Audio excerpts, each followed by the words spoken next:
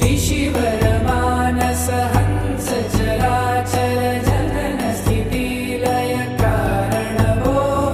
साम्ब सदा शिव शम्भो शङ्कर शरणं मे तव चरणयुगम्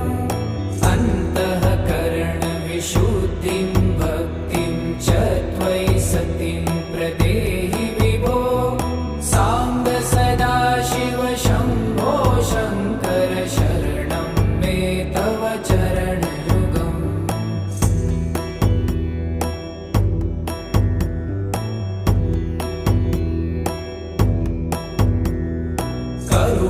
करुणावरुणालय